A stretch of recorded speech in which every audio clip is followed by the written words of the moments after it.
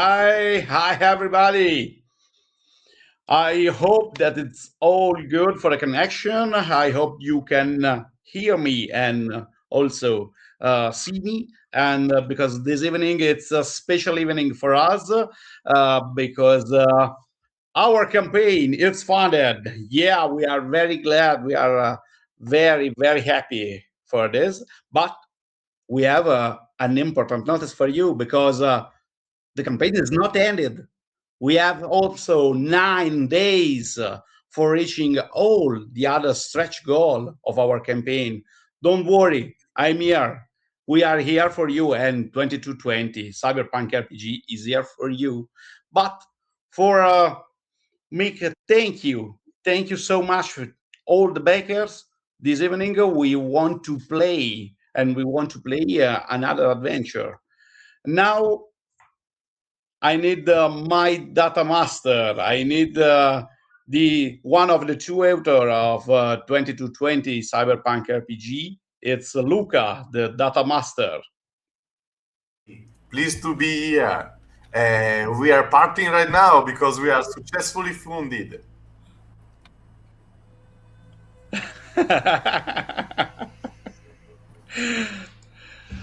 Well, with you, Luca, there are 4 new charms because the power of charm is broken the data sphere, and we fight against the mega corporation. Yes, we will indeed. We are ready to play another adventure, as you was suggesting right now. We play the Tower of Razors, a cruel adventure based on a murder TV show. A murder TV show of the year 2220 that is going to make you laugh, make you love, make you cry, make you despair. And I hope many chatters will die horribly because, yeah, it's for the audience. Great. Luca, present the 4 charms that we have this evening with us. So, I start from Aphanasia Andronikavisvili. That is a scoundrel, a thief in particular, and a mutant, a weird. The weird are born with strange and powerful mutations, and she makes no exception to that. She is born with peculiar light blue blotch on her skin, and she can also cry a drug. When she cries, her tears are made of this ecstatic drug that is capable to render unable to act whoever ingests them. So if she is cunning enough, she will find a way to make someone eat her tears, and the effect will be really destabilizing. She's also a scoundrel. A scoundrel is an introductory class made for the Dungeons and Dragons fantasy players that is very similar to the rogue. The rogue class, as the rogue class, she can make sneak attacks. She can use a cunning action to move faster than her mates, and she can dash, disengage, hide, and so on. She's also very fast and able to hide, sneak, and pickpocket her opponents. She's the heir of a royal family of outside the unique European Federation.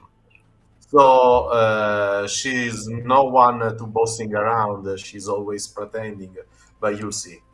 And is played by Viola. The next Hi. character, the next character is Vikram the Devil's Slave.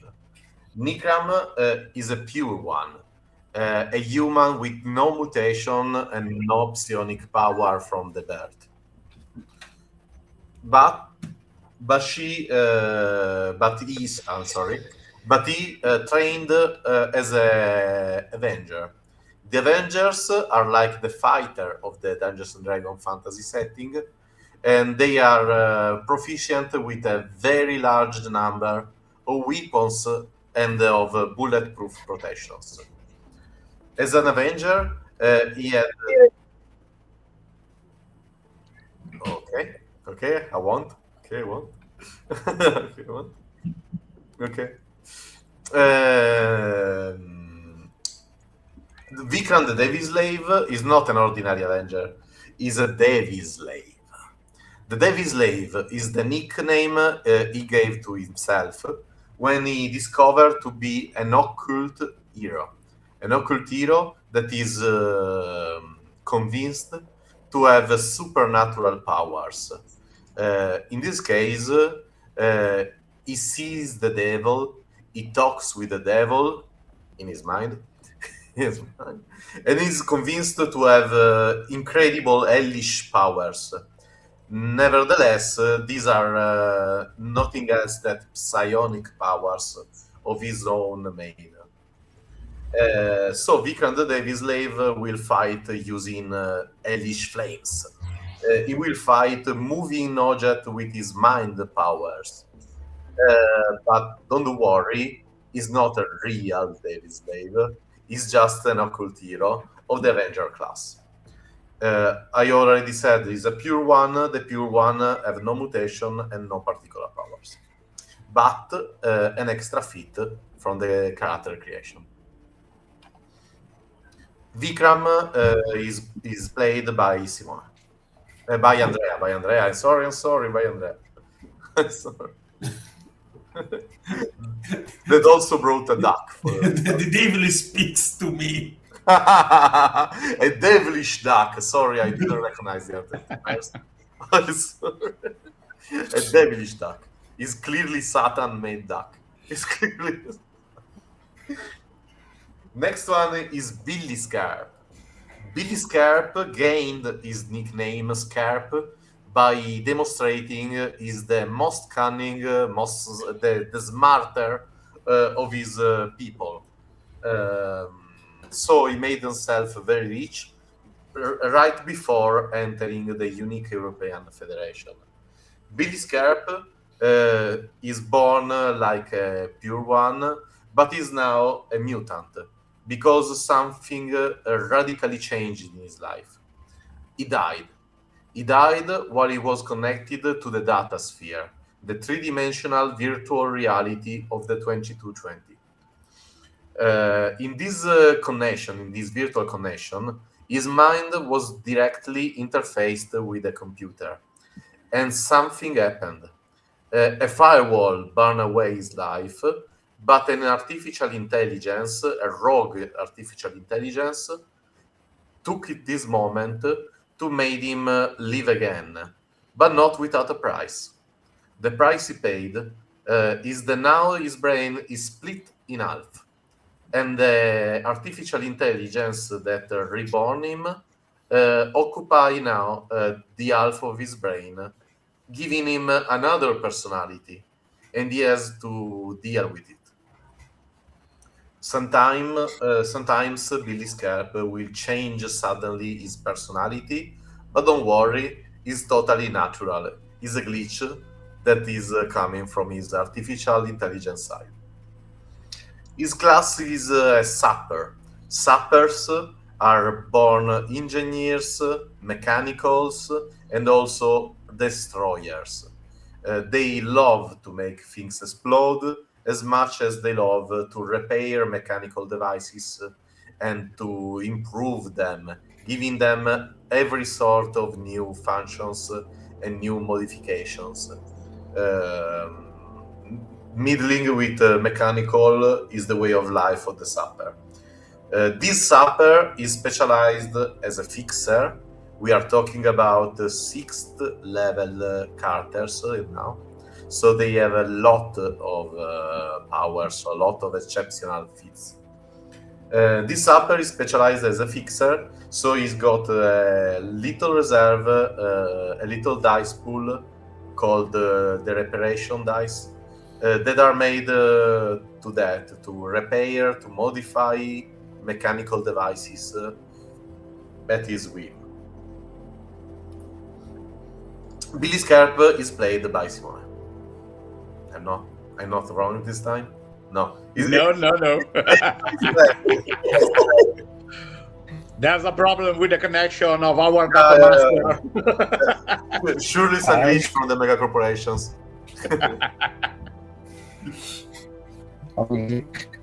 Who the fuck is Simone? Simone is the first one. That was not the first one, but it should be the first one. Bazooka Zo. Bazooka Zo is a little woman, is a manigoldo, non-mutant, because they are so popular, so numerous that they are not considered mutants. But she can't grow up to the 140 meters, so she will remain shorty for all her life.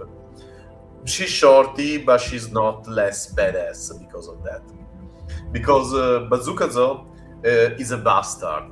Bastard is a class of the 2220 that is specialized in dirty, alone to the ground combat. She got plenty of dirty tricks.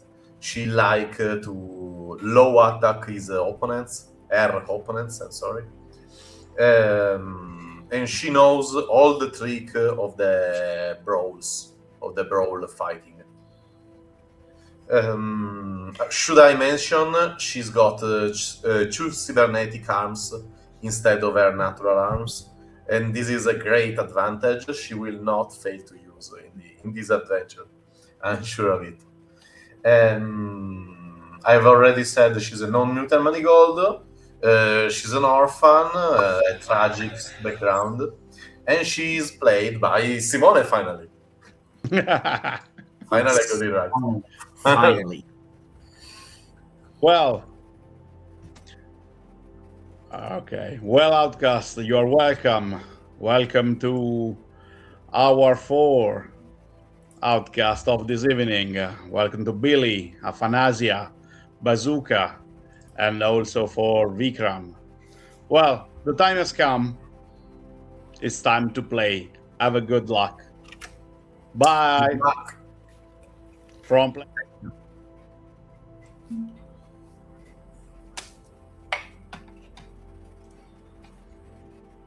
Thank you. I was just setting something. Someone asked me how the hell the automatic fire weapon works. So I'll give a brief but very intense rule moment. It's going on. Yeah, rule moment all for me. So, the automatic fire weapons, the guns, have got some new qualities that may look confusing, but they are in reality very simple. So, every one of you has got some attack rows. In these attack rows, the first information is the name of your weapon in bold character. After the name, between breaks, I've wrote some important information. Some weapons are accurate, so they can use strength or dexterity at your advantage. Some weapon may be used to make a sneak attack for an aphasia in particular. Some weapons comes in couple. So you should remember that when you use a secondary weapon that has got the light quality, this weapon does not add her character, her ability modifier to her damage. If you don't remember that, don't worry. I remember it for you, mostly. Secondary, the attack bonus. The attack bonus is the numerical bonus you add to your roll.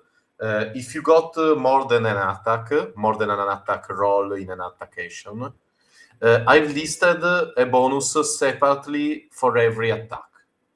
This is no more the custom here, but I find it clearer, and I think it works better that way. So if you can do 3 attack with your revolver, you will find listed +9/+9/+9. That means you've got to roll 3 attack rolls, and every one of them has got +9 to the roll. After that, every weapon got a damage. The damage is a certain number of dice you roll, and after this dice, there's your ability modifier. For the ranged weapon, like the automatic fire guns, it will be your dexterity bonus. For the melee attack, it will mostly be your strength modifier. That is not true if the weapon is accurate, but it's already listed. It's all already listed, so you don't have to worry. Just read the roll. After that, there's the type of damage you are gonna to inflict to your unfortunate adversaries. For example, most of the automatic fire weapon deals piercing damage. The piercing damage is the standard for revolvers, automatic guns, handguns, and so on, rifles, and so on. After that, the range of your weapon. The range of your weapon, I have to remember you, that is divided in 2 values. The first value is your normal range. In the normal range, the first value, for example, 12 meters, 48 meters, the first one is 12 meters. Up to 12 meters, your weapon attacks normally. After that, up to the maximum range, there's the long range value. The long range value is a disadvantage to your attack roll. So, if you got an heavy handgun named Echo Kill, your first value is 12 meters. You attack an adversary up to 9 meters, up to 12 meters, you got no problem. You attack an adversary up to 48 meters, you got disadvantage to your attack roll.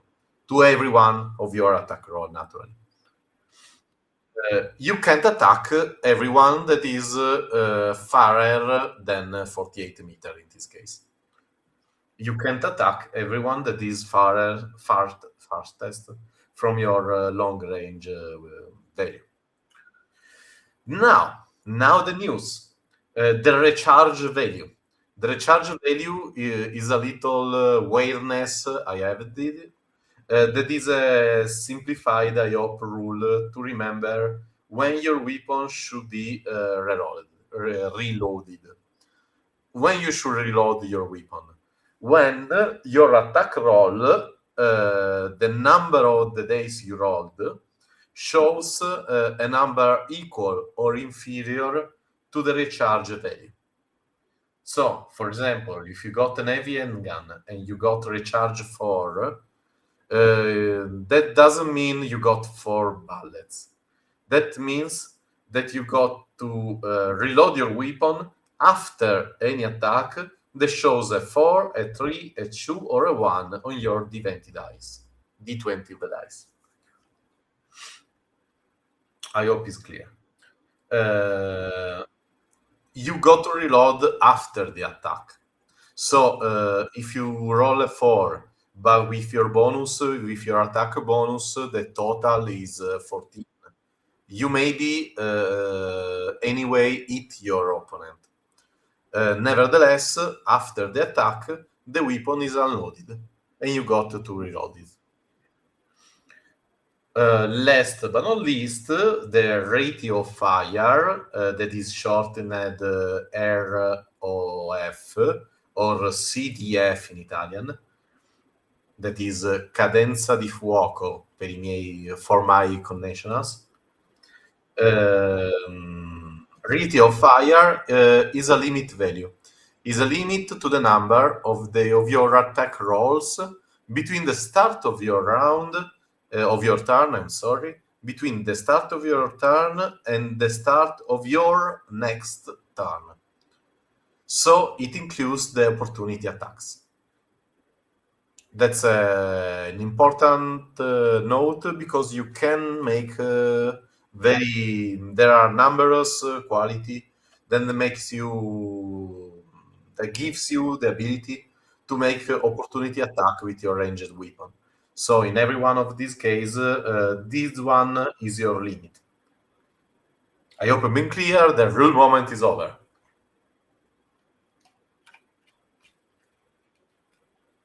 So we can return to our adventure. We start introducing your character in a very unpleasant situation. You got some bad luck, some very bad luck. And now you'll take turns to introducing your character, but in a very unpleasant situation where you are totally unprepared for an attack.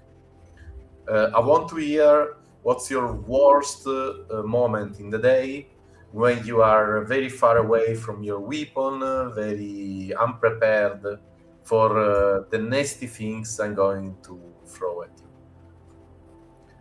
We start from Bazooka Zone, played by Simone. Okay, so this probably have been the worst day of my life. Oh, it is.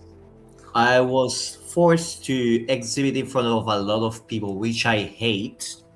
Okay.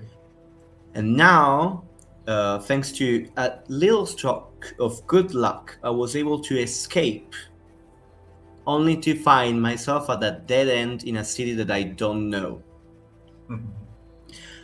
Since I was so much in a hurry, I left my gun unloaded, so it's now useless.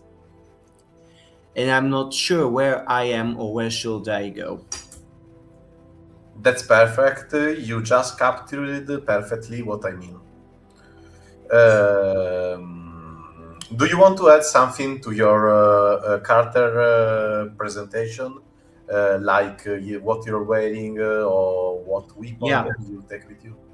Yes, of course. So since I had to run away, I'm dressed like I always dress when I'm outside the stage, let's say, and I'm wearing a really long hood covering my face. I have my gun, but it's unloaded right now, and so the only weapons that I'm carrying with me are my fists. Yeah, not to underestimate it then. Of course. So, you are in this dead end, looking around you, looking all confused and puzzled. And all at a sudden, you hear the familiar noise of some kind of motor buzzing over your head. I have a look. What do I see? You see the familiar shape of a bumble drone. A bumble drone is normally used by a corporation named Cadabra to carry on delivery items around the city. But this is not the case. This one is fully weaponized, carrying around 2 rifle guns, loaded and pointed at you. And while he aimed at you, you clearly see a voice coming from his speakers saying, "This drone is now property of the Federal Police of AMPM. Please surrender." Okay. So it finally happened. So how much high is it for my head? Let's say, how much space do I have? You stop to evaluate that. That has to be around 6 meters, 6 meters height. In Okay. the same time, when you are looking up, you hear the screeching sound of a heavy motor car just behind your back. That is coming to a sudden halt. Okay. Okay, let's turn around. Do they look friendly? Oh, not friendly at all. Not friendly at all. Not friendly at I've all. already told you you are out of luck today. Okay, makes sense. So, as soon as the car stops, I start to run in the same direction. My intention is to jump over the hood of the car to get by and run away as fast as I can. That's a good plan. That's a good plan, but your feet betrays you. You are stepping on the door of the car when suddenly someone punctures you with a taser.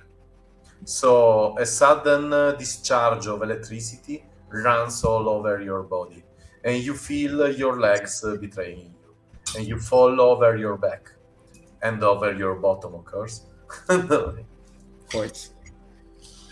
You're starting to see all fuzzled and red when a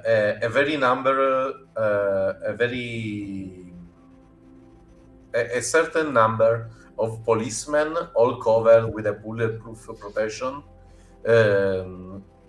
suddenly went out from the car and surrounds you. One of them is already taking your arms to restrain you, and another one is shouting at you, "You got the right to remain silent. Every single word you'll say will be used against you in the trial." I think I will spit on their butts.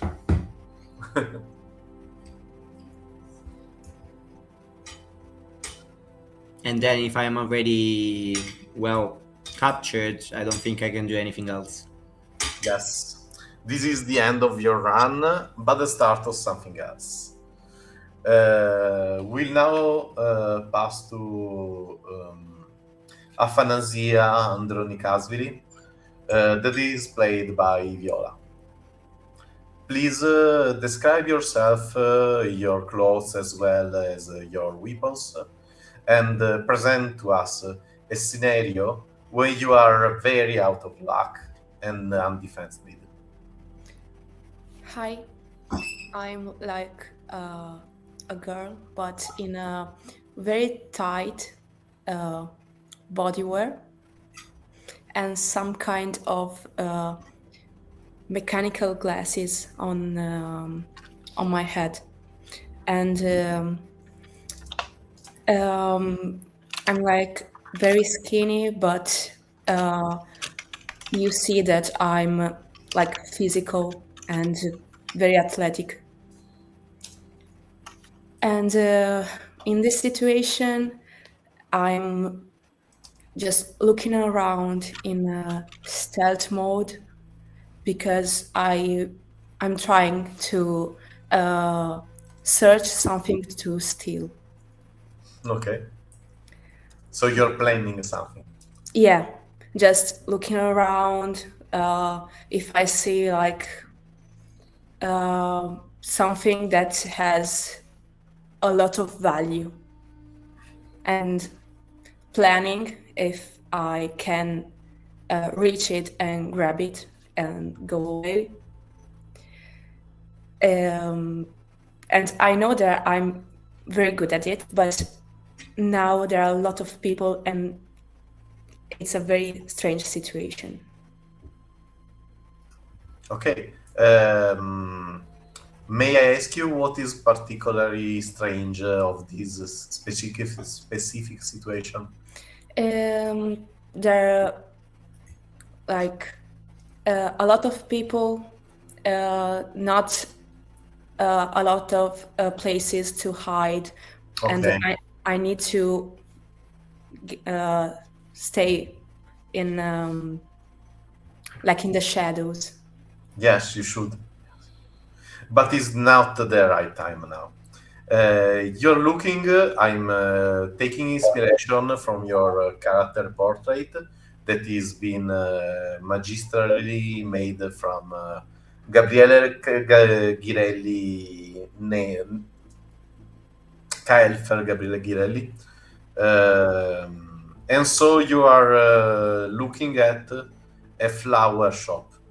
A flower shop is not something mundane as we could think now, because in the 2020, in the 2220, flowers are very precious jewelry value object. So you're looking at a rare orchid flower that is supposed to be sell at about 10,000 of ultra heroes, not less, but maybe something more. Lots of people surrounds you. There's a lot of them, a very, very lot of them. So you're not really sure about your approach. And while you're thinking about it, you suddenly notice that every one of the people that was walking, making shopping, talking around you, suddenly stepped away, like something eat them. You also see a bright light over your head. The first reaction is I need a place to hide. Yes. Very quick. But I also need that flower. Yes. So So there is some. I just started watching the first place to hide, but the first place near the flower. okay, you make a step forward to go near to a bush that is looking quite, if not good, quite a sufficient hiding spot for you. But you suddenly take a hit on your head because something is blocking your movements. This light is not natural. Someone placed an invisible force wall between you and the flower, and also between you and every other place. So I'm blocked.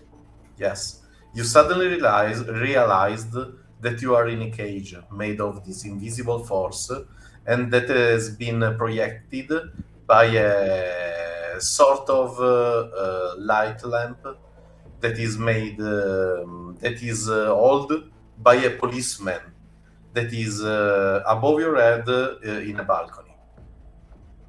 And just I start like punching the invisible walls. Okay. Like, no, I need a flower. And like that. The people continue to making to putting some distance between them and you, and now you clearly see they are being directed from some policemen. They surround you in place of the people that used to be near you, and they start pointing at you, making fun at you. Someone start mimicking you and your movements. How do you react? I continue the same thing. Okay. No, not me. Leave me. The No. policeman make some gestures like, no, not me, making fun of you all the time. I have like, I don't know, a knife, maybe. Yes, you got it. I just take it out and say to the policeman, "No, leave me. I don't want it. I need that. Free me." The policeman look very scary at first, scary at first, but he's all recite. It's still trying to be the clown of the party, and you realize someone behind him is now holding his shoulder and forcing him to stop. That is another policeman, but with some distinctive, some badge that clearly marks him as the boss of this police team. So he shouts something at him, and you realize you can no longer hear any sound from outside the force wall. You passively bystand watching this scene when the boss shouts something at the policeman that was trying to make fun of you. And then all of a sudden the force wall is no longer there. You feel a breeze of air, of fresh air on your face. But before you can do any movement, policemen on every side restrain you and start shouting at you, and all the noise is quite sudden also. Okay. I don't do anything, so okay, take me. And they literally do it. They took you away to some other place. We'll now pass the scene to Vikram the Devi Slave, a very peculiar character. Maybe he's got a pact with the devil, maybe he's simply got some psionic power. Vikram, please describe yourself, and please tell us how you managed to end in the worst situation ever. Sometimes Vikram's days go badly because the devil had decided to test his nerves. Okay. This is one of those days. He wanders down the streets like a mad homeless man, talking to himself, threatening the shadow he sees with the flames he can conjure from his hands. They are shadows, so the flame make them vanish. It works. He can fight the shadows. You often do that. The flames comes naturally when you call them. And it is in those moments that someone can see him. Eyes wide open, dressed in dirty black rags. His mouth half opened, flashes a twisted grin. He's watching an old church. Why is his worst day today? Simply is a bad day. Sometimes he freaks out and is wandering like a madman down the roads. Okay, some people passing by are already staring at you, asking themselves if they should not have taken another way, another street, because this one is clearly fallen very low. Because this one, you can feel the weight of their stares. While they look at you, they watch your movement, they judge you, they look at your clothes and smell your smells, and someone whispers something very unpleasant about you. This make me angry, but I was already talking to myself, so I made it only angrier. Okay, you're angrier than ever. What do you do now? Sorry? What do you do now? You're very angry, as we were saying. Vandalism is a perfect way to release some stress. Okay. They are judging me, they are making me freak out, so if there is something I can smash, I smash it. Okay. You want some trouble? Hey, you! Be dead! Come here! You find that the window of a closed store is very fragile, and it goes into a million shards when you hit it with some stones take from the floor of the street. Shattered. Everything must be destroyed by the power of the devil. When you say so, suddenly some light turns on, and from the darkness, now a multitude of policemen run toward your directions. They are holding flashlights and keeping you in the light, while in the same time running and shouting something like. You got nowhere to run! Surrender now! Surrender? Surrender by whom? You talk about justice, but you need the flashlight to bring light, because you are darker than me. Stay away! When you say these words, the usual flames run over your arms, like you instantly call them to your side. These flames are your warden and your curse.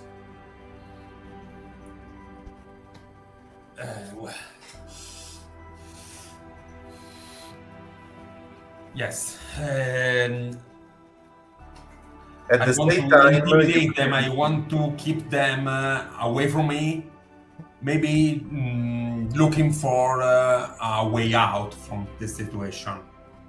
Okay, so now you see you could run over the street. When you're looking around, trying to focus on the way out, someone throws at you a plastic cylinder, a plastic bright purple cylinder that is spraying around pink smoke. It smells like rotten flowers and old meals. I cover my mouth and my nose, Okay? already cursing them. Okay. You can poison me, but you all are already poisoned the whole society. Scum! Okay. While you are shouting them this repressing speech, they finally manage to catch you, and they restrain you with some handcuffs, while at the same time pushing you down, keeping your face on the street. They are much stronger than me. They are not stronger, but they are more numerous than you. You are a lone man, while they are a lot of them, a group of them. I want to try to scare them, going even more crazy, like barking, shouting in improvised language. Okay. While you're cursing in a foreign language and kicking them out, one of them is so scared that the handcuffs fall from his hand to the street. So you got a very moment of freedom, and you can avenge yourself or make a speech again. I want to look into the eyes of the one who uncuffed me. Yes. Looking to trying to have an profound, a deep white eye contact. Okay. You feel a connection with this man. He's scared and as lonely as you.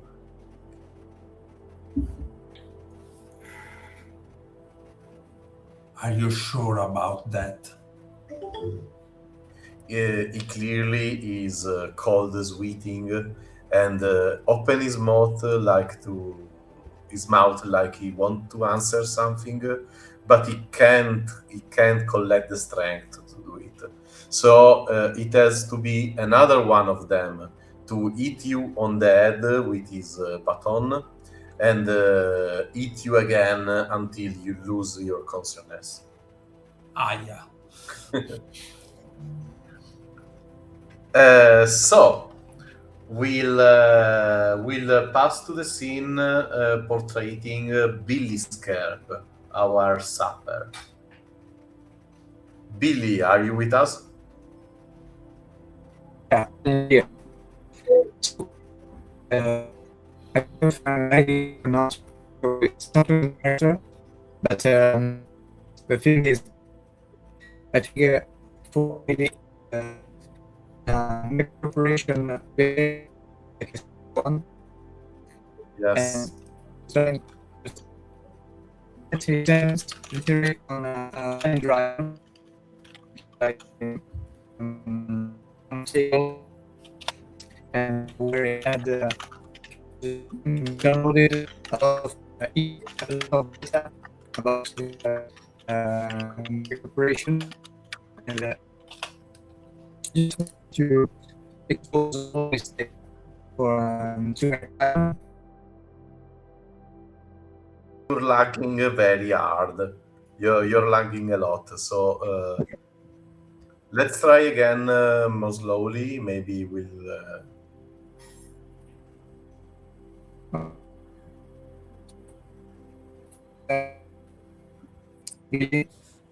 We lost you for some second now.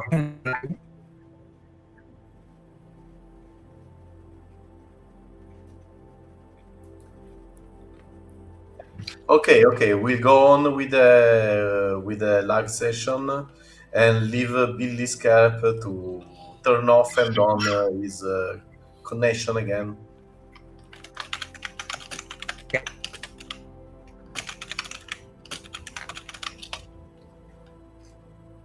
Sorry for the inconvenience. Billy Scarp is a very smart sapper, but he's got some vices and multiple personality. He's an easy prey for the policemen that are already on your tracks. After you've been all captured, you wake in some very little cells. These are the very strict cells of some kind of television stage, where you find yourself, and there is some kind of strong echo.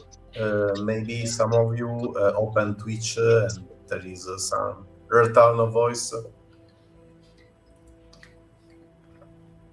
Okay, not anymore. We're good. So, as I was saying, you find yourself in 4 small cells in some place that doesn't look as a prison. It looks like a TV show, some kind of very good taste place with luxury chairs and plants and potted plants and every kind of comfort, but all these comforts are just outside from your reach because long metal bars divide you from the rest of this place. Your room is limited to every one of your shells, of your identical shells, side by side in a short row. So you realize some strangers are in your same situation. You look around you, Afanasia, Vikram, Bazookazo, you, Billy Scarp also.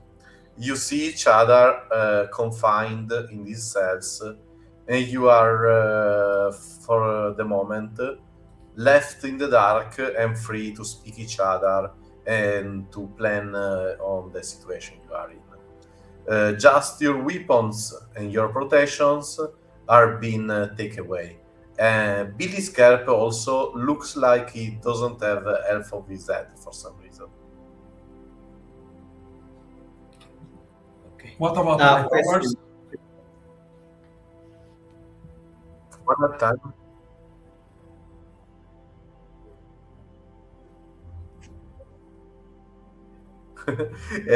He is missing the piece of the head that it goes from the nose to the top of the head, and is left with his mechanical jaw and the ears, or just the ears and the mouth, nothing else. Do I have my arms? I'm sorry, repeat it. Do I have my arms? Yes, yes. Okay. They are in their place. Okay.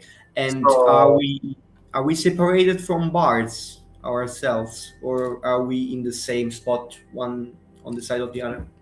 No, there are 4 cells. I can see now Sam is back online. He looks to have a much stabler connection now.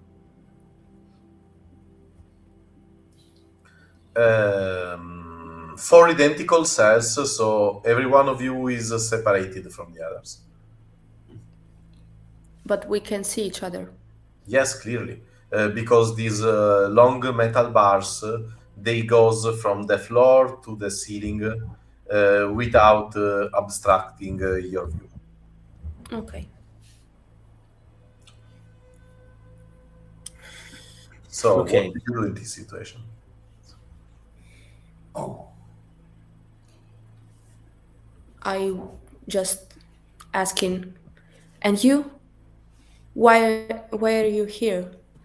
Do you know how they take us? Do you remember something?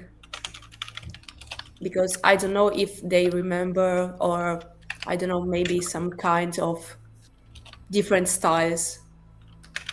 So just asking. I remember I was taken from some pigs, and now I'm here, locked away, and I don't know why. At least I Okay, guess. so you too. Everybody knows why. experiments from the corrupted police. They want Vikram, to You are inject sure? something in our heads to connect to their system and make us slaves. You are sure? Of course. I I have just already see it. Billy Scarp, you're left with just an half of your head because the upper half is being removed. You perfectly know that the missing half it's in fact your modified drone 8-bit. Okay, so after just having a little moment where I just kind of look around Yes, with just my mouth yes. and just say to the others, "Oh, so first time for you all." And then I just wanna see with my actual eyes or the drone if I can. Where You no longer got your natural eyes. They were two useless piece of meat. You got rid of them very long time. Okay. But you got two very useful metal tentacles that ending with some cameras, so you can just extract them from their place and use them to look around. Okay, so they're attached to me and not to the drone. Yes, yes. Okay. The drone has also two pairs of eyes of cams of his own. Okay, but I cannot see from the drone. No, that one are Okay. like out of your range, out of your portal. Okay, so I just go into, like just put out this kind of mechanical tentacles to Yes, just look they look and- like a snail ones. and say, okay. So as I was saying, first time for you all, because when we have to just go with a little plan, you have to just not tell anyone of anything you have done, like you have already done now. Don't do it again. Yeah, it's Billy the looks first time. confused but warns you against your crimes. That's how it, and you clearly see that I'm just referring to someone. So that was good. Yeah. Okay. So he was saying, yeah, we don't have to just talk about anything right now. We just kind of take everything slowly and see what comes up. Yeah. Yeah. I've done nothing. Me too. Very good. I've done lots of things.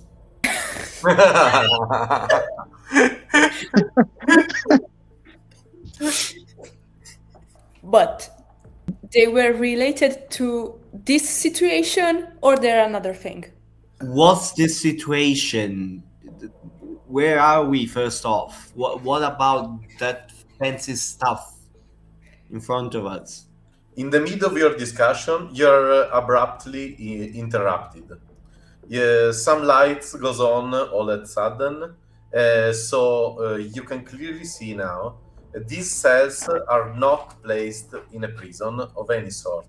They are placed on a TV set. Lots of camera are pointing at you, but the most strange camera that is recording right now is a very tall man.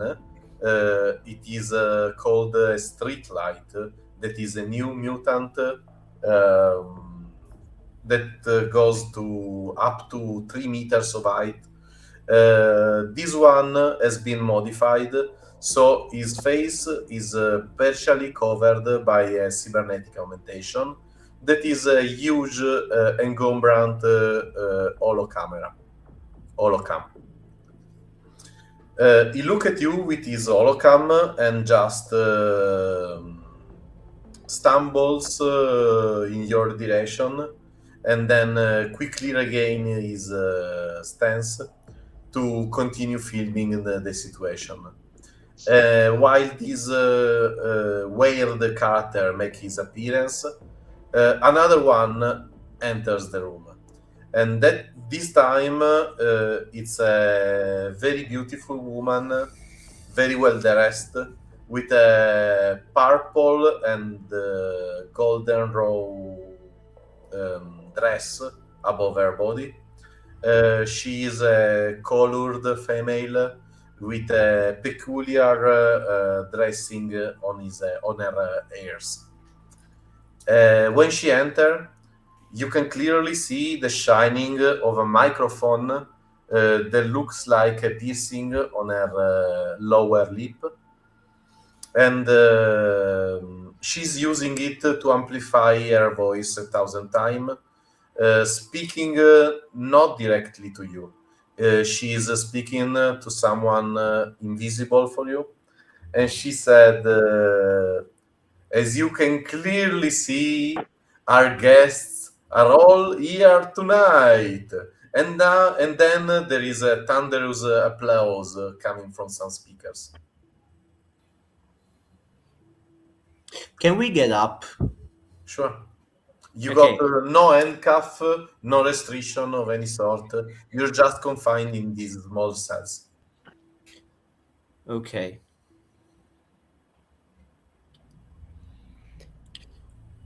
How do you react? I I think I think I just will start. just. Sorry, go. I'm just gonna start clapping. Like, yeah, okay. Hey, Uh, you with the metal crap on the head.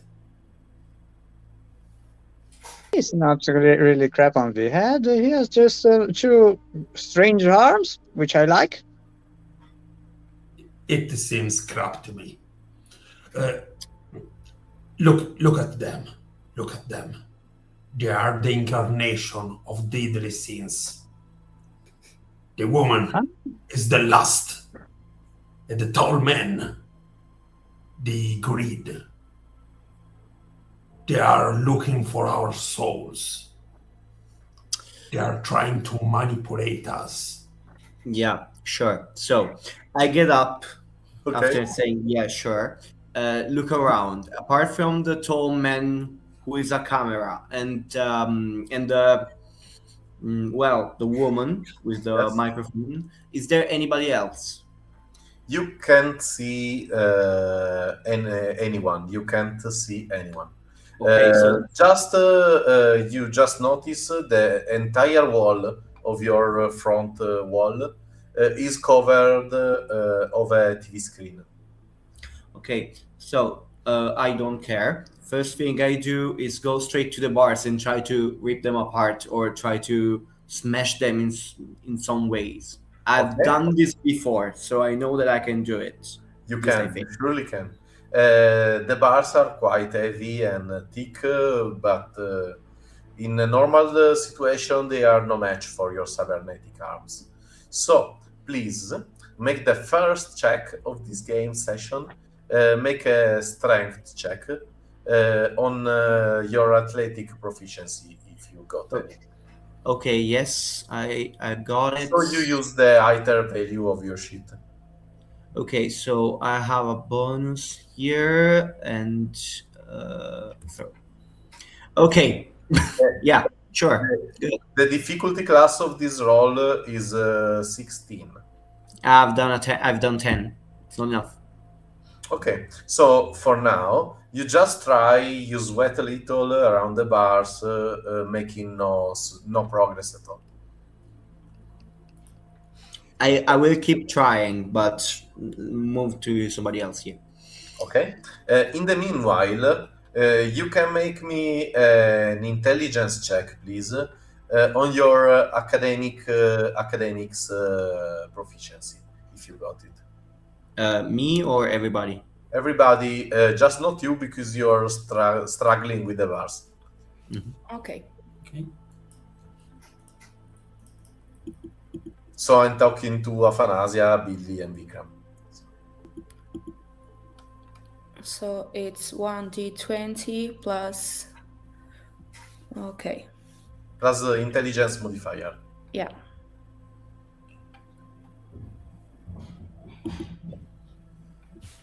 Wow. I have also the proficiency. Okay, 19 is a very good roll. I'm dumb like a stone. Vikram, she's probably the incarnation of the last scene, as you guessed. Okay, I have to ask which bonus I have to add. If you've got the proficiency in academics, so you got to use the either value. Okay, so No proficiency, the base value.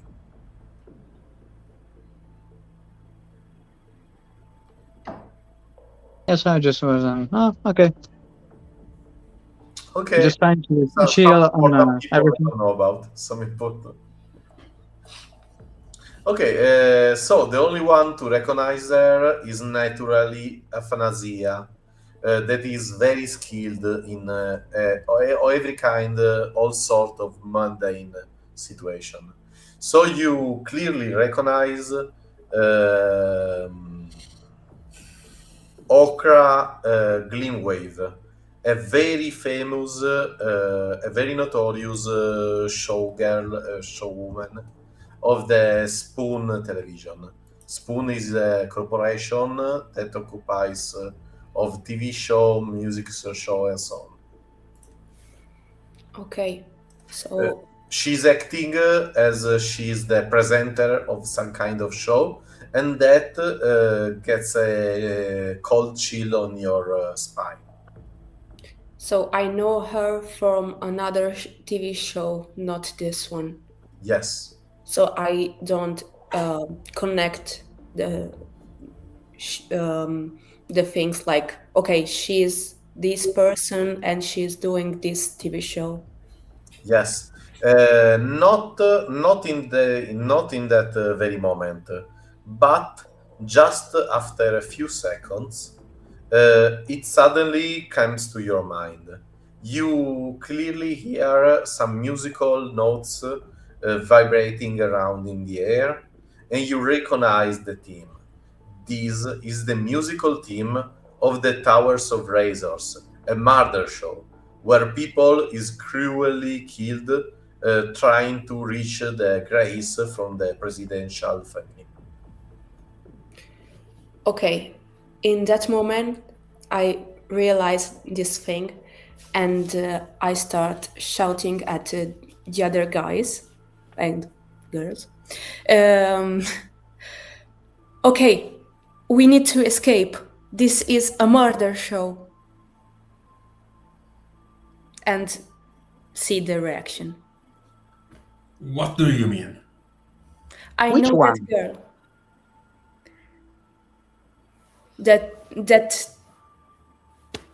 That girl is it's connected to a TV show that kills people. And we are that people tonight. We need to escape. She's called Okra Gleamwave. When Athanasia is warning you about the situation, the music becomes louder, and the TV screen, the huge TV screen in front of you, turns suddenly on and projects it to you the shape of a tower that is decorated by razors like the one that were used to trim the bird. So you clearly see the Towers of Razors logo and theme music. And now you can't avoid to recognize it. The infamous murder show, the run for your life toward the grace granted to the surviving people from the presidential family of the unique European Federation. While the music becomes louder and louder, you see Okra smiling in that looks like a way to comforting you in your direction. You can also hear her while saying something under her voice, like "I trust you. You're gonna survive this." And then she smiles at you with some kind of attempt to make you feel better. How do you react? Have I ever heard about this show? Do I know what it is? You see an episode before. A guy was made fall in a deep dig full of electric eels, and he was short wave to that. So the thing I do, the thing I immediately do, realizing that probably a lot of people is looking at me right now, I get my hood back and cover my head as soon as I can. But at the same time, I shout, "I will not be part of this." Now, question. Here, it's written that I gain inspiration when I turn my back to the audience and avoid the gaze of an important person. So do I get it now? You gain inspiration. In fact, everybody has got the inspiration already charged at the start of this adventure. So you can spend inspiration when you like because you got it. You got it in your disposal. Okay. Well, that said, I try to smash again on the bars, this time really hard, to see even if they disappear or I can smash them. I don't want to be part of this. I'm not really in my own head right now. You make a lot of noise, but just not enough to cover the voice of the presenter. This woman, this ochre green wave, gestures toward you and says loudly, "Our guests tonight are here to entertain us and to survive to this run. Will they manage to gain the grace of the presidential family, or will they fail and die horribly?" And she looks right in the camera, and their face is magnified on the TV screen of 1,000 times. Right after, it's your faces filling the screen. The screen is now divided in quarter, and every quarter is filled by one of your face, and you realize your face is making a nod movement. The camera has, in some moment, registered you while you were trembling or moving your head or making small, imperceivable movements. And the movement you made are now being manipulated by the cameras to make you look like you were nodding, while the presenter says loudly, "Are you with me, my guest? Will you take part to the Tower of Razors to gain their grace?" And you are nodding on the big screen. It's not so entertaining if you are the one who is going to be killed. I have one question. A thunderous noise of applauses fills the air. I have only one question. We are just nodding, but we can move the hands. You can.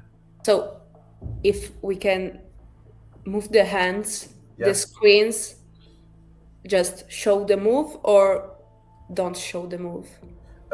Right now is not showing your hands because it's showing a very magnified first view of your faces, making but- the nod movement. But on the screen we're like doing this, right? You're very upscaled, so only your faces are visible. Yeah, only the face like this. But If you move your hand in Here? front of your face, you can finally see your hand. okay, so I will just put the hand in front of my face and do the Yes. middle finger. And Do a middle finger. okay. Your mid finger now fills the screen, and some laugh fills the air. So, there are lots of looters, and you recognized a registered looter. Yeah, because the thing that I was trying to do, it's like to show the people that are watching this TV show that we are not nodding. But Okra is very fast to misinterpret your gesture, and she says, "Afantasia is so ready, she's eager to show us her temper. Look her right middle finger. She's ready to stick it in the arse of her opponents." No. Really? Do you want to do that? You're smaller than us. I was trying to help. Didn't get it. Putting your fingers in our bum.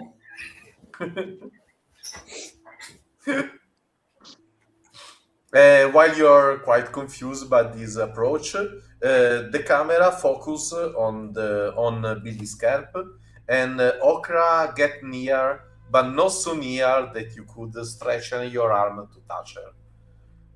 So she's nearer to you than before, and she gentle speak to you, saying, "Are you ready for the Tower of Razor, Billy Scarp?" And right while you're here, why can't you tell us why you were stealing first class of importance resources from the European Unique Federation? I'm gonna say it right now. I'm just gonna lean towards Okra, Okay. and I think there's like a barrier. The bars, the metal bars. Yeah. So I go just to a metal bus like this. Just go like, and I kiss and say just nothing, just kiss. You kiss the bars, or the Yeah. Oh, if I can, I just kiss her, but just saying nothing. Okay. Okra like blush, and she says, "Billy, you're a real gentleman, and I will not offend you anymore with these inconvenient questions."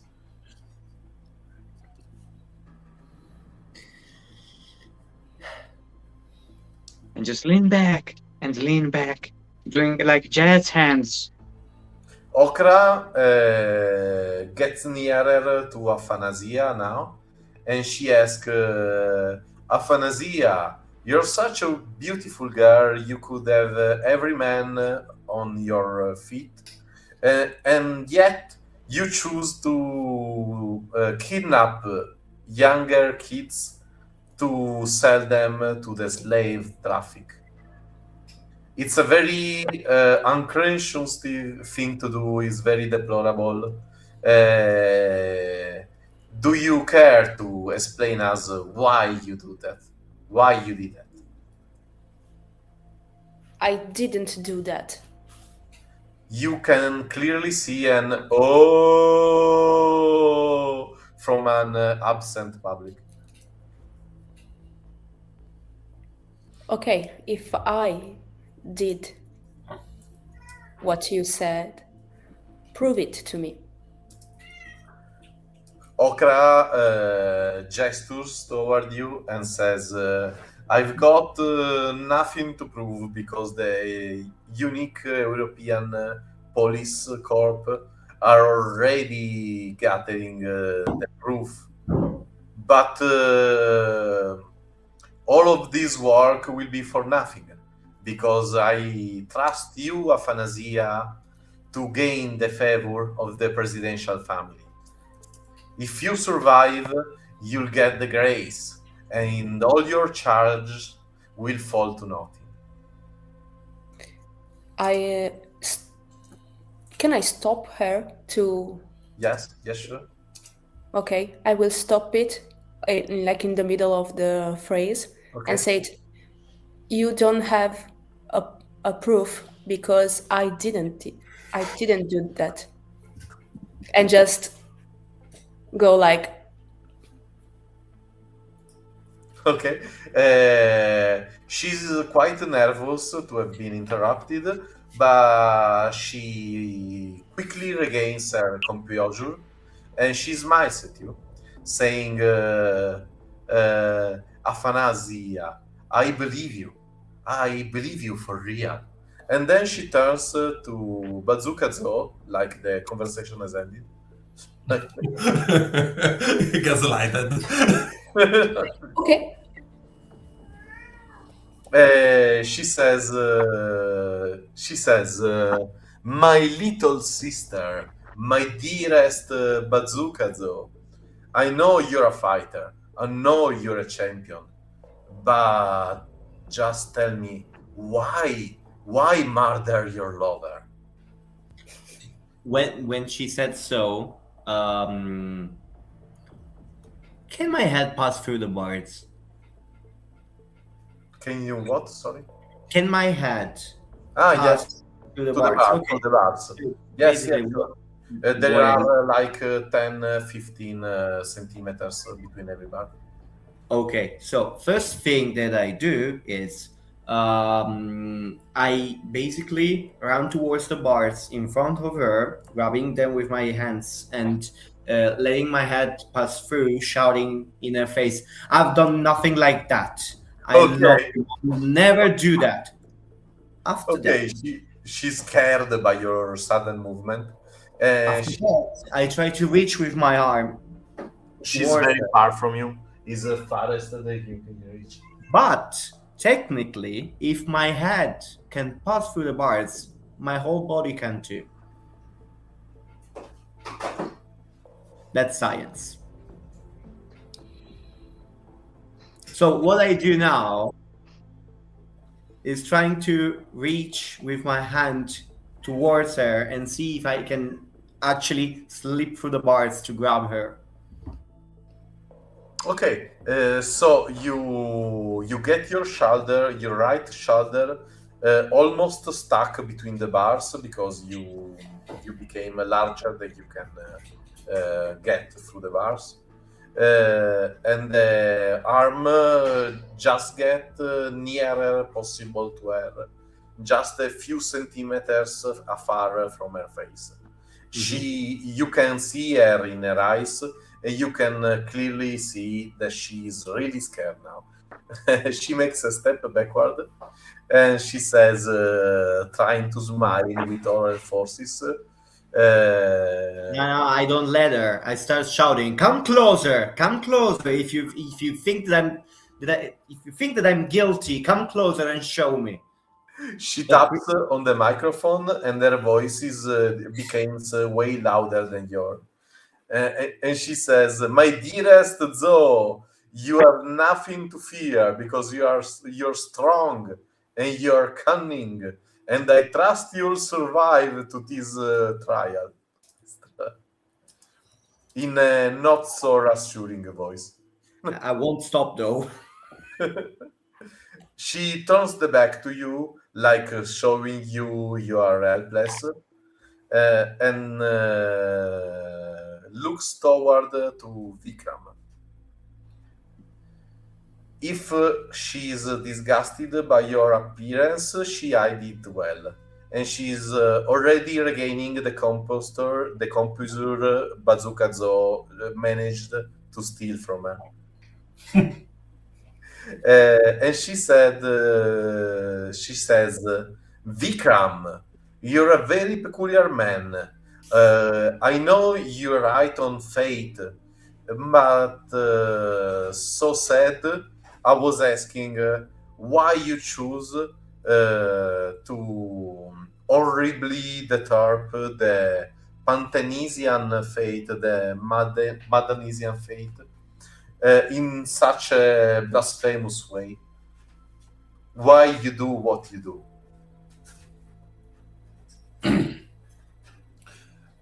I don't move. I stand still where I am. I don't want to scare her because I want to speak. Okay. Speak calmly. Do you think you are the judge and also the jury?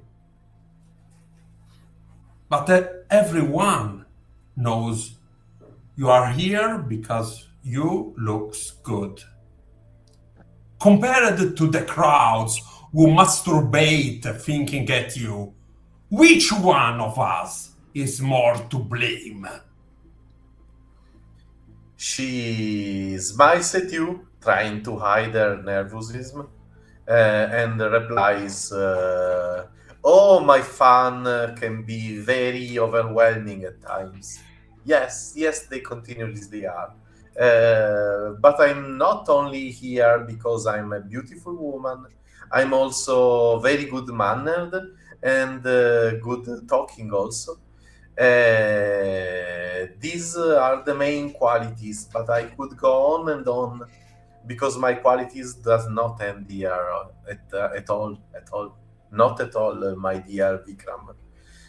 What about your qualities? Will be they enough to survive the Tower of Razors? It doesn't matter. We are already condemned. When you say it And doesn't it's matter, not the grace that you can offer to interest me.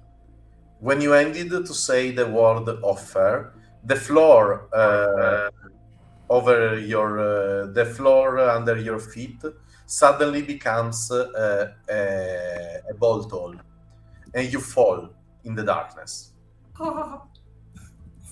Damn! You regain your conscience in 4 identical bedrooms. These bedrooms are completely covered by white paint, and you have been all undressed and placed inside these comfy beds with white sheets, and just on your side there is a low table with a Bible on it, and at some distance a chair with all of your clothes, your weapons, and your protections, and also your modified drone of 8-bit. You're regaining conscience after you've been gassed to sleep, and you see there is a large window in every one of your identical bedrooms. There is a large window where you can see birds singing, sun rising, and some green leaves moved by the wind, and that are gently breezing on them. A very bucolic scene that almost seems too beautiful to be real. What do you do? Is that the datasphere? You suspect it so, but the sheet that is covering your body looks very real to you in this moment, so it probably makes no difference. Okay, so if I'm naked, the first thing that I will do is get dressed and get everything back, and I will check if my gun is now loaded or not. Okay, you make some abrupt movement to get on your feet and cover yourself with a sheet. And you make me please a saving throw on dexterity on a difficulty of 15. Dexterity saving throw. Okay. Okay. This will not be easy.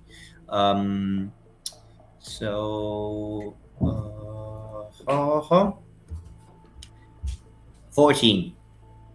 14, you failed the check.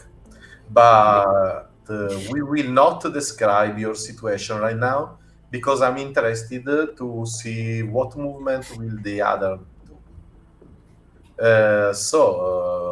Billy, what do you do in this situation? Right now, I'm just gonna like stretch myself and just going really calmly, just getting my things, putting everything together, and after all of that, just turn to 8-bit, my drone, and say, "Come here, buddy." And just present my half head and connect back to my drone. Okay. While you are standing up and doing this movement, you suddenly feel under your bare feet that the floor of this room is very slippery. So you also make a dexterity save on a difficulty of 15. Okay. Uh-huh.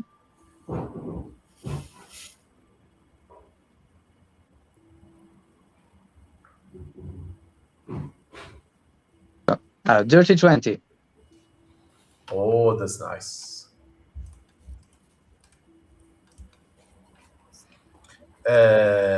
You managed to keep your stance, and you grab the equipment you need. In doing so, you notice the chair is like shining, like everything else in the room. And so you notice also Aphanasia and you also Vikram. You all notice that the whole room has got a glossy look, like it's all covered by oil or some kind of fat that makes it shiny and too white for your eyes to stand. The voice of Okra Gleamwave reach you even in this situation. You can hear her while she says, "You are waking up. It's a beautiful morning. A very beautiful morning for the ones like you. Mutants, immigrants, irregular psionic unsentient that are using the money that so generously the unique European Federation grants to you. Why are you so greedy? Why are you so eager to receive our monthly check?" And a very long hole in the ceiling of your room opens up. That was first invisible. Opens up and starts to make fall white checks printed with some very incredible sums of money. Some checks are printed with 10,000 ultra euros. Some checks are 1 million of ultra euros. And all these comically large checks are falling above your head. You are suddenly covered by clearly false checks, reporting large amounts of money printed on them. And the voice of Okra comments, "Here, you never have enough of them, haven't you?" And you can hear some registered laughs.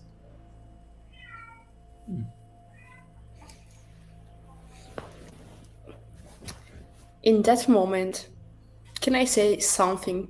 Sure. I know that she will not reply, but just take one of the checks and say, if you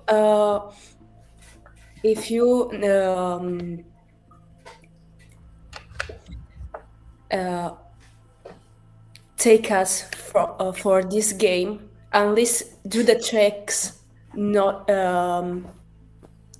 like real, not fake. Okay.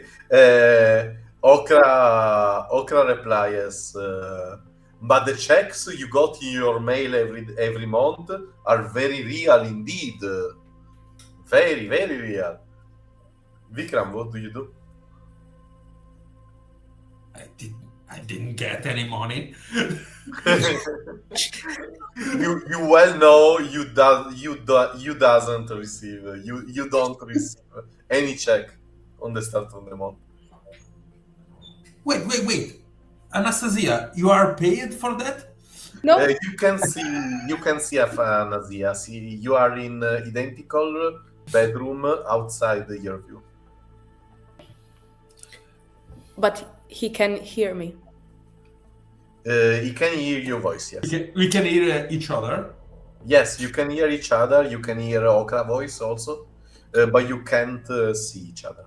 Clearly, we need a plan. To do what? This is a TV show, right? Yeah. When the TV shows ends. Okay, while you're talking, I'll get one moment to come back to Bazookazo we left her sleeping on the very slippery floor. Bazookazo, you fall with your face on the chair that is covered by your equipment. You grasp to maintain your stability, and you grasp the chair, discovering that the chair is made of glass. And not also the chair, and not only the chair. Every object in this room is a very accurate replica made of crystal that is now shattering under your weight. So when you fall, you cover your body on very thin and long wounds that immediately starts to drop teeny drops of your blood. A red shape of your hand is now marked on the floor. You print your hand on all the floor while leaving bloody signs all around you. And I'll roll for damage right now, so you can go on. Okay. So I'm probably in a lot of pain right now. Yes. It's not. They are not life-risking wounds, but they are very painful. Okay. So I really slowly, after I stop, basically, I slowly try 9 to slashing damage. 9 slashing damage. Okay. I try to really slowly. Okay. To stand. Okay, you can easily get on the floor without making any more rolls now. Okay. I try. On the side of the bed, you see 2 comfy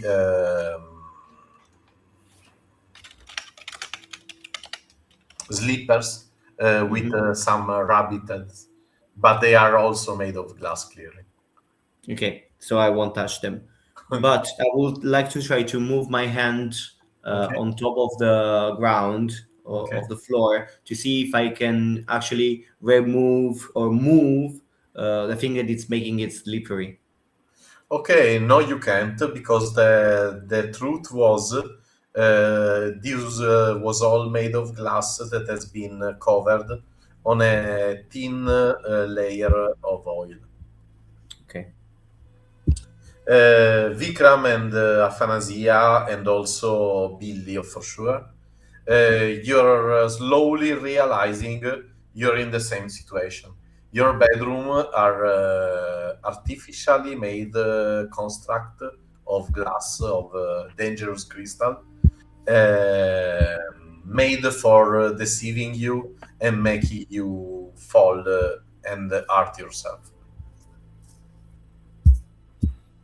Also, our stuff, no? Your stuff is real, indeed. Okay. And the Bible also is real. You discovered that the Bible is an actual book. Can I try to roll a dice to maybe try to find a way or something like that to take back the clothes and the stuff? You can as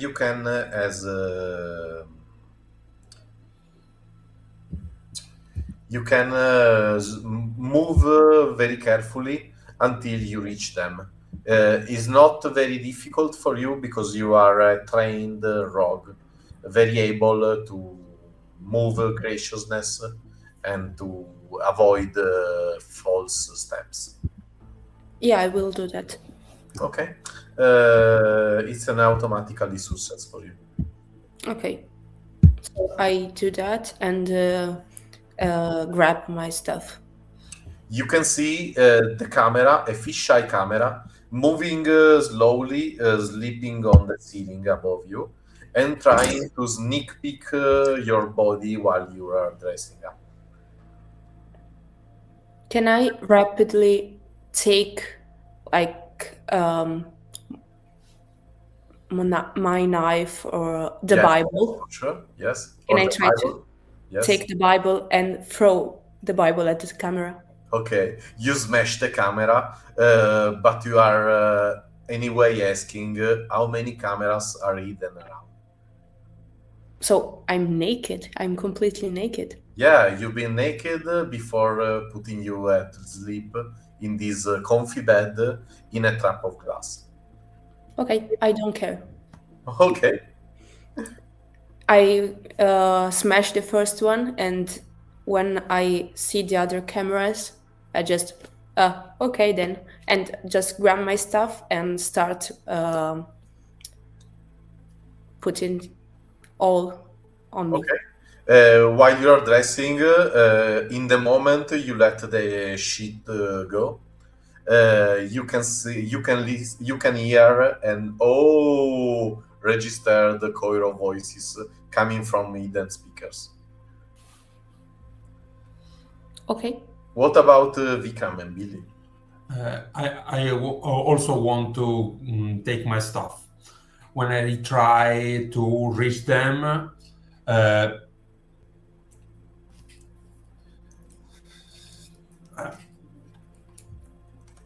crawling Okay. Good idea. to reach them. I want also to talk to the other. Okay. Hey, can you hear me? Yeah. Here, there is my stuff. There is also yours. Yeah. All of it. Oh, maybe someone has something useful. Totally, we need a plan. Yeah, I know. I have a sword, a Bible. I have the Bible too. Oh, Just throw it at we the have camera. something in common. We Yeah, should hang it's- out sometimes. It was here before, so it's not mine. And I want to think with you something. You told me that it is a TV show, right? You already seen them. I see her before. While Not you are for talking to each other, you can also clearly hear the voice of Billy Scarp saying something. Yeah. I would like to not really talk about anything. I just seeing everyone. I think if it's everything is clear, I can see everyone else. So I would like to trying to investigate on why there's a Bible, and also if I can grab the Bible that I had, just to look inside if there's anything strange, or if the other Bibles have anything strange on them. Okay. Instead of being a glass replica, like every other object in this room, a part of your equipment, this Bible has been intentionally put on the side of your bed for some reason. You browse the pages and you find some quotation from the new faith of the Magnesium, the new faith that has take over the world. So you can read about Jesus Christ, the second Jesus Christ, that he has come back to redeem us from our sin a second time, that is meeting Maometto, and while they're having a milkshake from Mac Cadabra, they are also discussing their fate. You can clearly see where all of this is going. More you go on, more is clear that every new revelation God gave to us, to them, sorry, every new revelation is all about some gems, some gold, some very expensive luxury gadgets that are being sold by a corporation. A corporation named Exuvia has received a new revelation from God, or a quantity, a very large amount of new revelations from God. And they inscripted it in luxury items they are now selling. And you realized the second Jesus Christ, the new Maometto, and a number of other prophets are reincarnated to make advertisement for this corporation. And this is the new fate everyone is talking about. Okay, so to since I see that there's not really anything that can help us just exit from here, I just go like, well, I think that we maybe just have to break everything. I don't think that's the way out. When the show ends, But maybe when everyone dies, maybe that's the only way. I'm sorry to stop you again for a moment. What is Bazooka Zo doing? You're muted. Okay, sorry. Thank you. The moment in which he said we should break everything up, and no, I don't think it's a good idea, I said I think it is. Okay.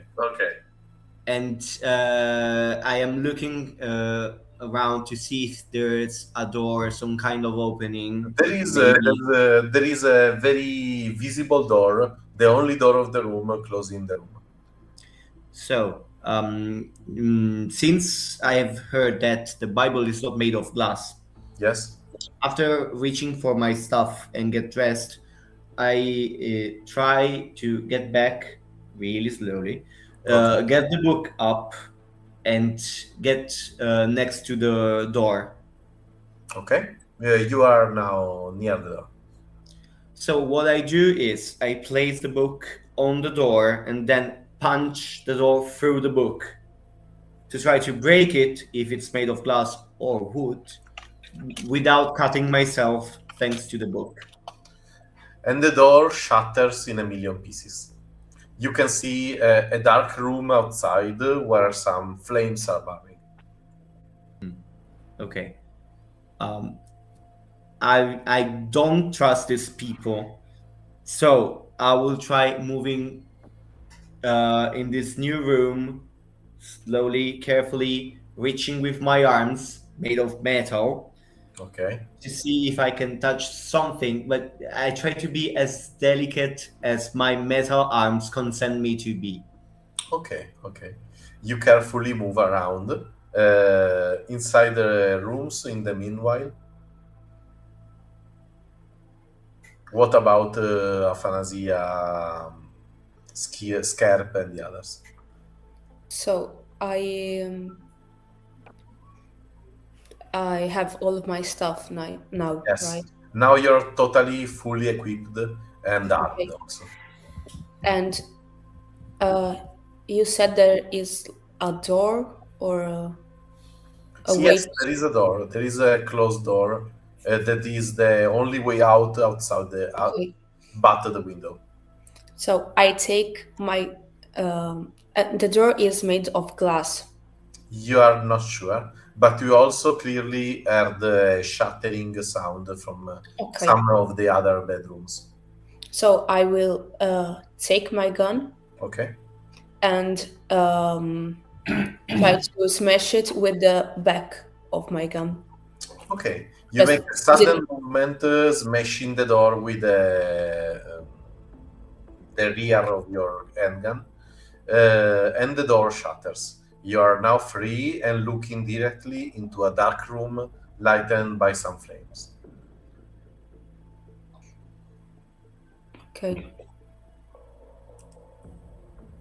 What about Billy Scarp? I would like to just go like and to look at the door and Yes. just say to my drone, "Hey, buddy, can you just open for me?" And just order to 8-bit my drone just go and use his the saw that he has to just cut the door open There is delicately. a twirling sound when the saws goes on, and then he shatters the door with a single hit. And I take with me the Bible just in case. Okay, just in case. And just calmly just exit from the door. Okay. Just putting myself up. Yeah, okay. I can go. Vikram,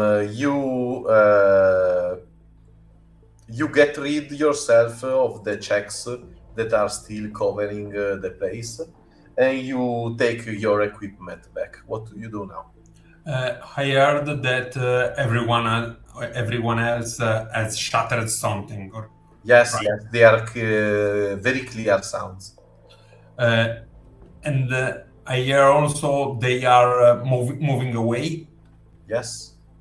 So the right thing it's to break stuff. I have my sword. Probably it's EV. So I throw that again towards a wall or something. Okay, so you move towards the door. I throw the sword towards a wall.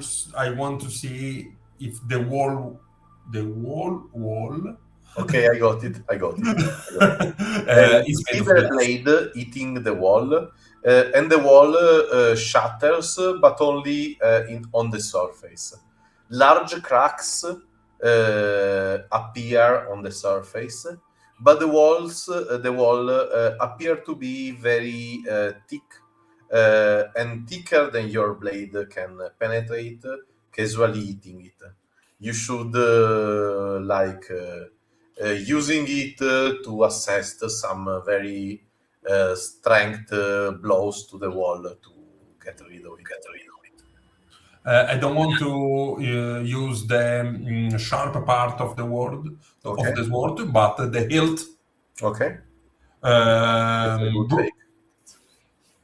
Breaking, trying to find the teeniest part, the weak part to So, just to be find. clear, you are deliberately ignoring the door. No. I'm not deliberately ignoring the door. I think that the door is the same thing than the wall. That everything is something like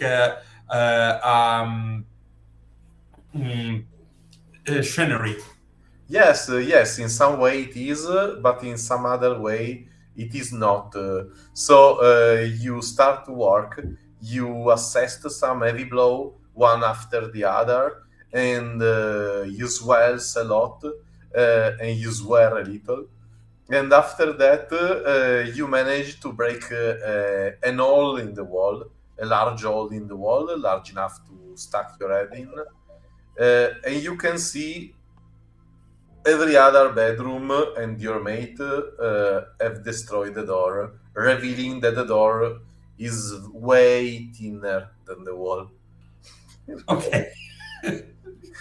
So you can see the Vikram head passing through the wall. I smash everything to go out from this crappy room. Okay. You inflict yourself a little damage. I'm now rolling just for fun. You inflict yourself 1 slashing damage. Passing through the wall.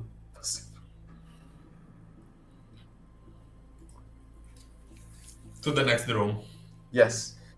You are now in a large, obscure room where the darkness are fighting constantly with some trembling flames that are rolled in some large stone braziers.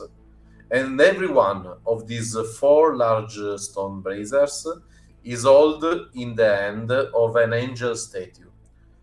These statues are raffigurating some standing angels with their face covered from a stone cloak that is hiding their faces. And the end are holding these large braziers. And every brazier is full of flames sparkling around, like they are fueled by some invisible energy. So And we these are are the only light sources. so we are all in the same room. Yes, you finally are all in the same room, moving around in the dark in this large square room. So, if there's a little light coming from these braziers, Yes, can more than a can little. we see some shadows of things that's inside the room? Does the room looks empty? The room looks empty. There are a lot of doors on your back, but most of the doors are smashed down. The situation is totally different in the rest of the room. Every one of the large walls that are limiting the room has got an open waving into the darkness. So you can see an opening on the north, an opening on the east, and an opening to the west, while the south wall is the one where the bedroom were. You also notice that the room is some step higher than your bedroom, and you had to get some steps height to get there. Okay. Okay. We need to lighten up the room a little bit, I think. So I try to get closer to one of the braziers, the one that is closer to me, and I would like to try to see if I can understand what's burning inside it, what's giving birth to the flames. Make please an intelligence check on your science proficiency. The Which difficulty is 11. 11. Okay, let's see if I can not if I can avoid failing another roll today. Okay, let's hope. Apparently, no, I can't. No, I can't. No, you can't. No, you can't.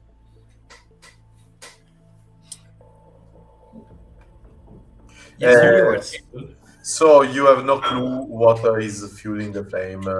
You totally have no clue. It must be. It may even be Satan, for what you know. Obviously. What are you looking for, Zoe? I'm trying to understand if it's you lighting up the flames or something else. You want to burn everything now?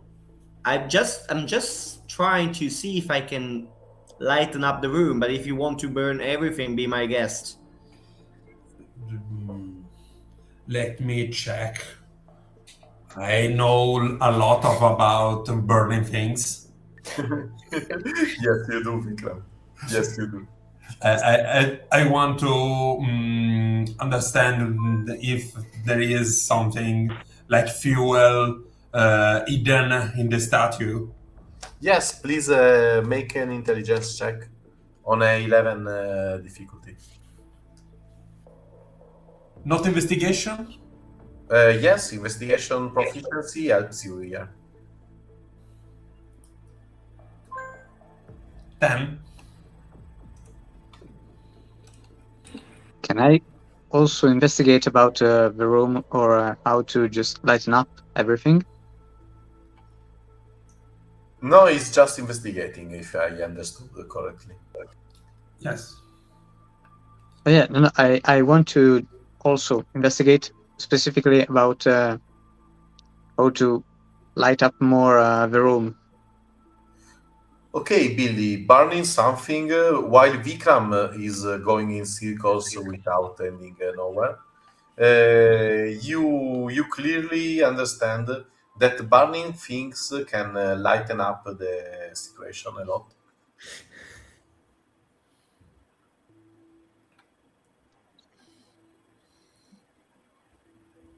Okay, so I have to do a roll on investigation, or No. Just describe me what your reactions are. yeah, what I would like is just using already 8-bit, which is currently not attached to me because it just cut the door. So together we just search around for like calmly in the room to see what we can actually see, or if there's anything that can help us to light up more the room. Okay. The walls are covered of stone, but while you are searching the room, you discover that this is only some kind of scenography, and the wall quickly fall apart under your hands. You detach a large section of the stone wall and you discover behind it an empty space, a large empty space where some electric wires are running, uh, and apparently your room is being held by some cables, just like a lot of other rooms that are making the Tower of Razors. Okay, so just turn around to the others and say, well, I think it's totally fake, like everything. It's fake. And so I don't know what's real or not right now. Okay, you're totally confused. Afanasi, Yeah. what do you do? I wanted to do like an investigation, but after this, I will go near Billy to see better what's on the other part of this fake wall. Okay, at first, outside the wall, it looks like total pitch black darkness. But if you stuck your head in the hole, you can see clearly that your room is suspended by metal cables, like a lot of other rooms. While you turn around, looking the situation from one side to the other, you meet the eye of another man that is covered in a white cloak and is looking right to you at some centimeters from your face, and he almost shout, "Is my time yet?" Oh, He wears also some fake wings covered of plums. I take a few I steps mean, the back. feathers, of course. I mean, feathers. I take a few steps back and grab my gun Okay. and prepare for in any case, you know. Okay. So what do? You heard the man voice, but you can't guess from where it comes. Okay, so at this point, I think seeing that the wall would just fall apart easily, as it Yes. happened with the other side of the room, I will just try to smash a hole through it, Okay. and take a look outside. If I can see as on the other side, everything is held up by cables. Yes. The thing I think immediately is, okay, so this whole thing is going to fall down at some point. I have to grab one of those ropes and go away through that. Okay, but you also see a man, a quite old man, covered in a white tunic, that is standing on a platform on the top of a mobile ladder. Oh, Uh, okay. he also looks quite puzzled to you, and he asks you that same question: "Is my time yet? Can I go Yeah. out now?" The only difference between me and the others is that I get scared and I punch them in the face. Okay. Shouting. He immediately got a bleeding noise and he stumbles, falling in the void.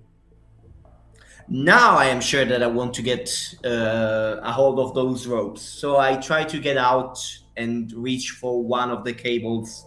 Please make a strength check on your athletic proficiency. Okay, this should be good. Come on. Difficulty is 13. 13. Okay, I can make it. I can make it. I can make it. No. Oh, No. Okay. Okay. Okay. Okay. 14. Okay, you manage to climb yourself on the top of the room, and from the inside, you can see he disappearing in the black darkness. What do you do now? I will try to climb up. Okay, you're managing to reach the top. What can I see? What does your mate do?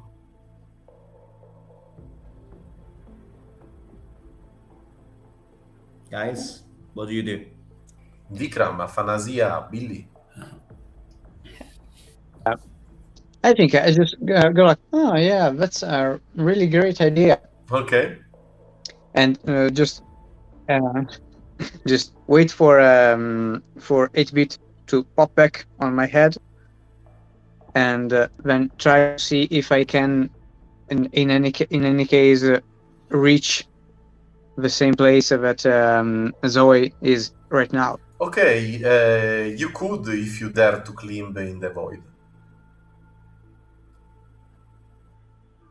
Yeah, I don't want to really dare. I want to try like another way to get Okay, there, you just because I know that I'm not really. you just take time. Afanasia, what do you do?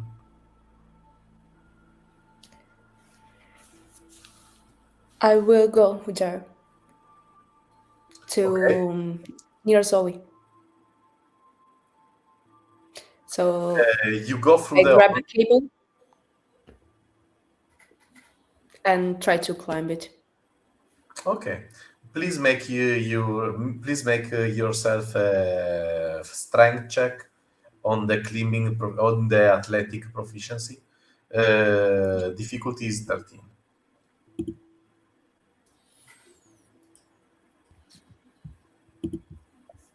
Oh no.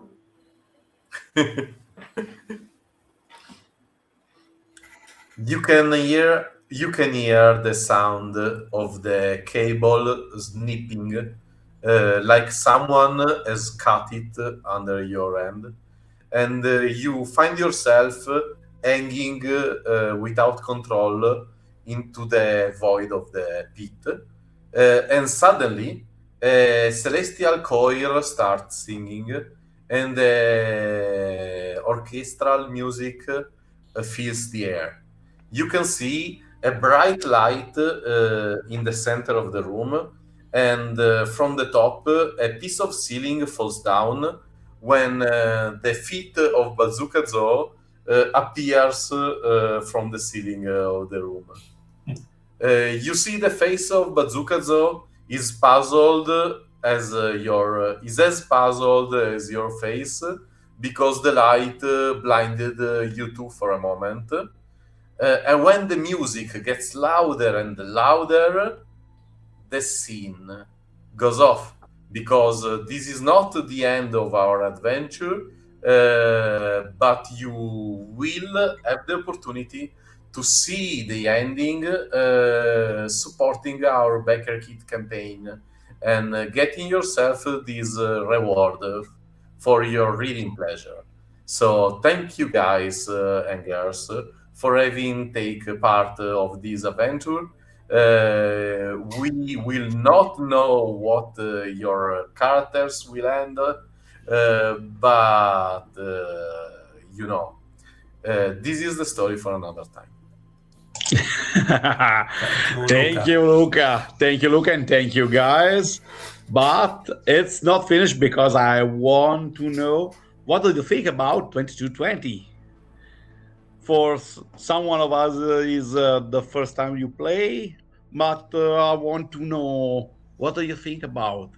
Okay, Feedback. now for the first outcast, Bazooka. What do you think about 2220? You love it? The game is great. I would just like to roll higher on my dices. It's a very common desire. Yeah, but the game is great. I have played it once before during a fair, so I was just really happy to be able to play it again, even if in this so different of a setting. But yeah, great. Great.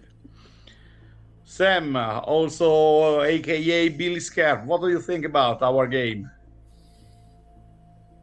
I also had the privilege to play another one-shot session with another setting of 2020, and I think it's really interesting. I just wanted to know more because I just I like here. I wanted to know more of what happens, but it's really great for type of game, and also when I tried it, I really liked the weapon systems that just lets you roll a lot of damage because it's really fun. It's really fun. Thank you. Thank you so much. Afanasia, what do you think about? It's a very beautiful game, and I have a lot of fun playing it. And it's the second time for me, and it's a lot. It's easy to play, and are a lot of mechanics that you can play with. It's very cool. Great, great. Andrea, we need to reveal your position about 2220 because I all the hate people this that see the game. live I this hate evening. Luca. He rejected all my suggestions. That's his variant. For the last time, Andrea, we are not He forced taking me more those to the equipment session. to play this game at 11 hours in Cagliari. You are a real All champ. against my will.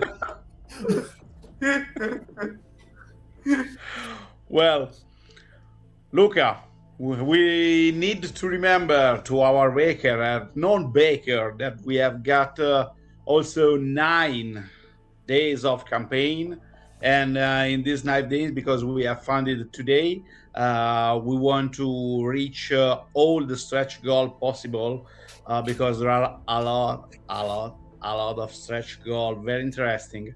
There are some physical and some digital goal, like bookmark, like adventure, like also the adventure of this evening. You can obtain by pledging 2220 campaign on BackerKit, and there are a lot of adventure. The best one is the one written by Andrea Tupac Mollica, one of the best author of RPG game in the Italy. I love it. Plus Baker minus war. Okay. Okay. Great. Yeah, that's a good motto. Very good motto. The game scenario by Andrea Tupac Mollica might sound intimidating because it's behind the 28,000 euros barrier, but I got also high hopes because the Baker kit is clearly accelerating right now. I see the bakers are now more numerous than before, and they are fast augmenting. Even now, even in front of my very own eyes. So the 100 baker metal pin is also a very nice memento of the campaign. You can easily unlock. The digital status token are a very sweet reward you can do to yourself. You can unlock for yourself. That will be also a status kit for your means, for your on the grid combat. And what can I say? This is a great campaign. It deserves your attention. It deserves your support, and I'm sure you won't let this chance escape to you. I also want to take a moment to say thanks to all our players of tonight. They did a great job. We are not so used to play in English. We are sometimes quite slowed by that, but you all made a great job, and you managed to make this session fun and entertainment like no one else could. Thank Thank you. you, guys. Thank you, Sam. Thank you, Simone. Thank you, Viola. Thank you, Andrea. Thank Guys, you too. Too. have a good night. Pledge, pledge, pledge on 2220 campaign on Baker Kit. Yeah, we got a baker kit to burn, Shooms. Yeah. Good Thank night. you. Bye. Bye. Oh. Bye. Bye.